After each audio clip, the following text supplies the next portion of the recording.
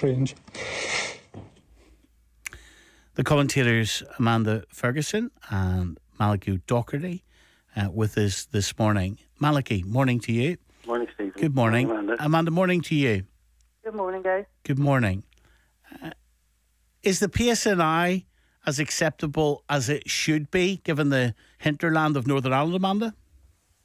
I sometimes think, Stephen, that because we're so sort of self-obsessed that we think our discussions on policing are somehow sort of unique in the world. Now, of course, Northern Ireland has a particular past, but criticism and discussion about improving policing isn't unique to us. I think it happens all over the world. Nobody would disagree with the fact that the RUC was unrepresentative society. It had to be changed. But I think that at least two narratives play out about the RUC, and that the truth is probably found somewhere in the middle. I think collusion was definitely an issue. It was probably, it was more than just a few bad apples, but it categorically was not every officer.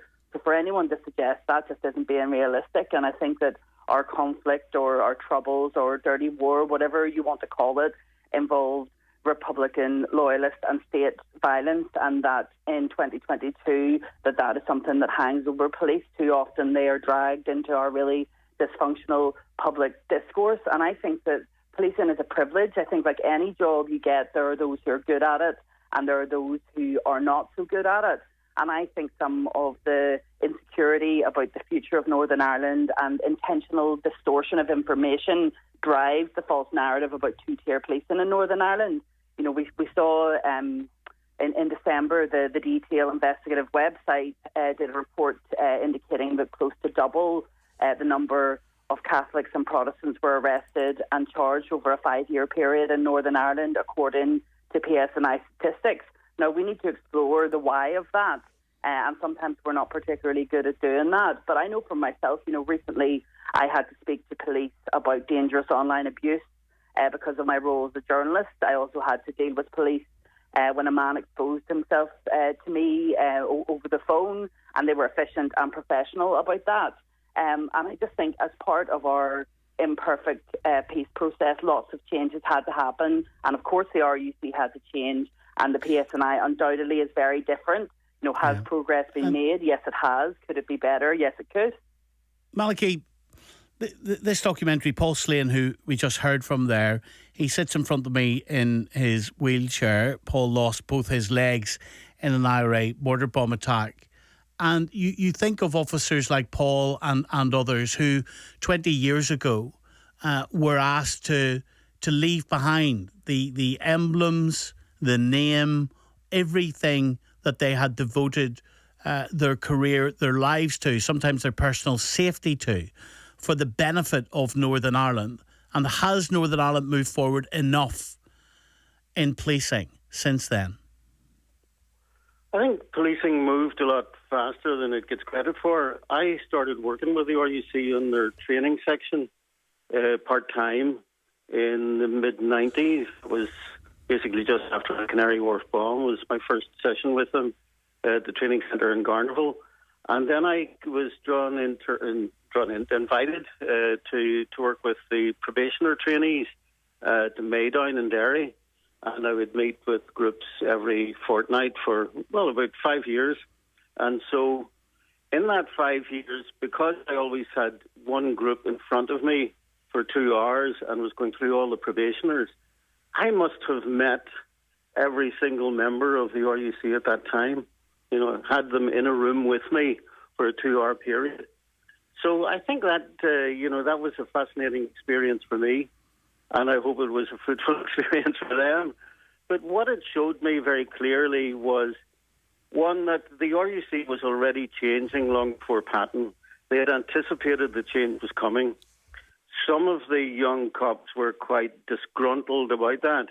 But many of them already knew that the way to get ahead within the organisation was to go with the change, right? And we're talking here about 1997. We're talking about a few years before Patton. There were clearly some people there, and I remember one, and his title was Commandant, and we teased him about having a title like that, but who really, when Mo Molam first aired the suggestion that there would be major reform, it was inconceivable to him that they would lose the Royal it was inconceivable to him, that the charter which endorsed the Royal Ulster Constabulary would be lost to them. And I remember saying to him, but that will go. That's my assessment, my reading of it. And he didn't believe it. But the same man went on to manage the change that happened, and went on to become an international trainer of other police forces. The last time I met him was in the Crown Bar when he was with Wally Jumblatt, and we had a pint together. Do you remember, from the Druze militia? So the RUC gets a bad name for having been essentially a broadly sectarian force. It was about 93% Protestant at the end of that period. There were often Catholics in the groups that I spoke to, and very often the Catholics in the group would declare themselves.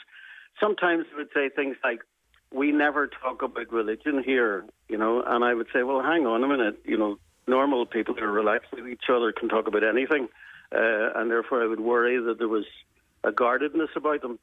But I think there was, there were certainly tales of sectarianism in other stations. I mean, somebody once described to me a station which had loyalist badges and orange regalia even in display in private rooms within a station, and the effort that was being made to undo that culture. Well, sorry, go ahead. Well, I was just going to say, one of the issues then that was brought up in the documentary, Alan McQuillan, a former assistant chief constable, and this is in the news both yesterday, went for the chief constable job and he lost out to Sir Hugh Ord.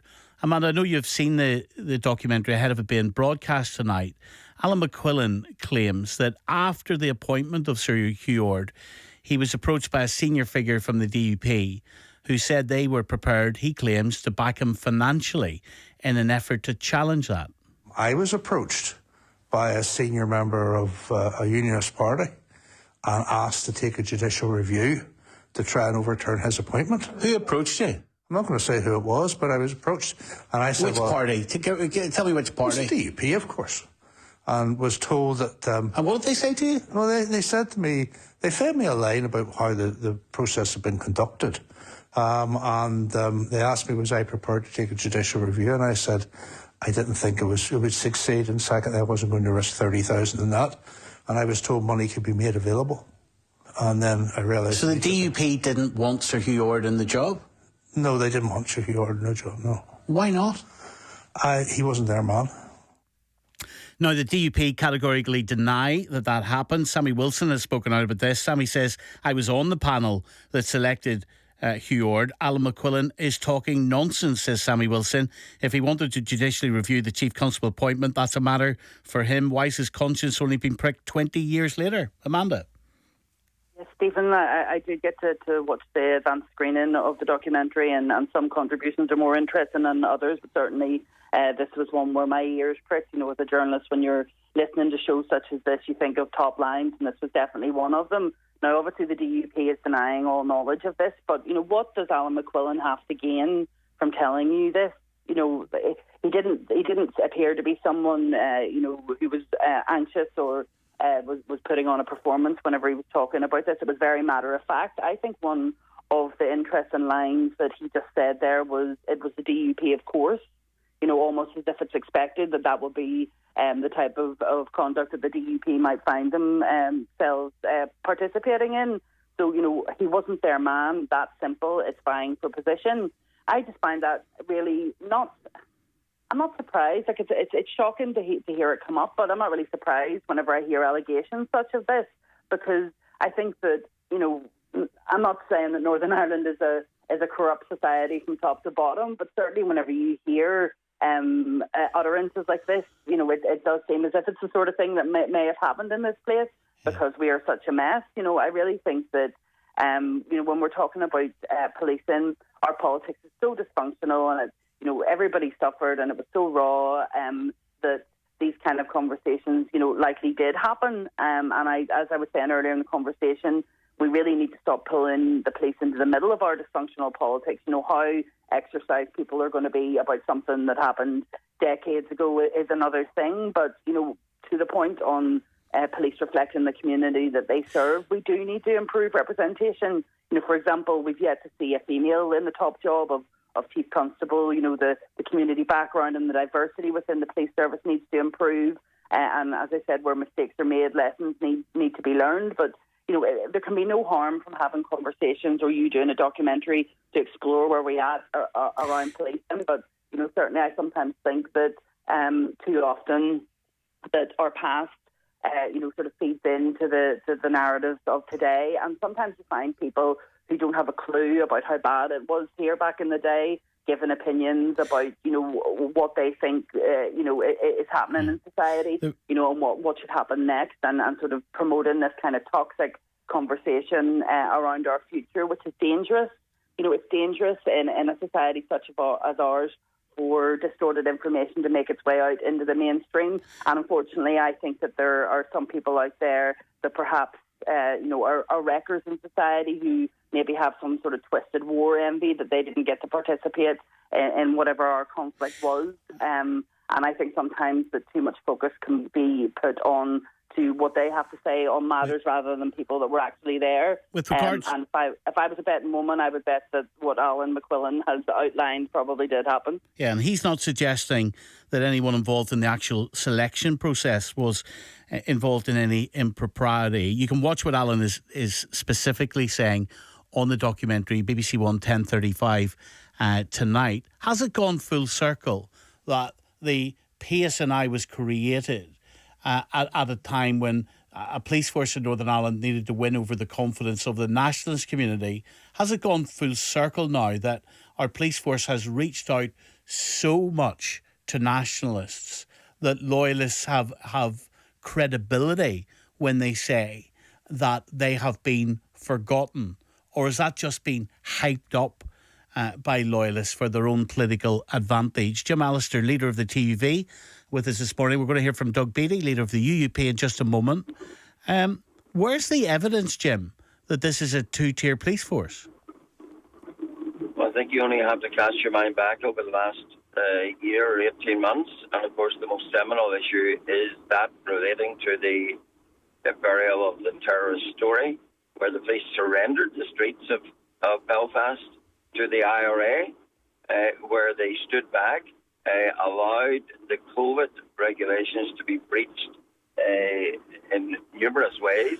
And in contrast, well, they would argue, and indeed this was substantiated, that the legislation was confused and therefore they didn't understand it, and it was subsequently confirmed that the legislation you couldn't prosecute. It was so confused.